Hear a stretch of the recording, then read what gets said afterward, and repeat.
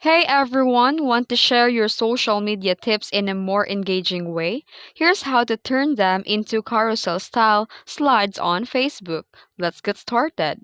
First, start by breaking your post into a bite-sized tips. Like for example, if you want to share ways or tips to grow on social media. And here you can open the Canva and choose Instagram post size and create a slide for each tip. Use bold fonts, colors that pop, and your brand style to keep it scroll stopping. Then here, download all the slides and open the Facebook app. And then here, upload your slides. Tap photo and upload the slides in order and tap a caption like this.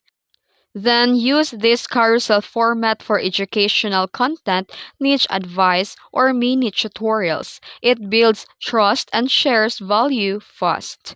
And that's how you can grow on social media presence using a simple carousel slide. If you found this video helpful, please like and subscribe and tap the bell icon for more content creation tips.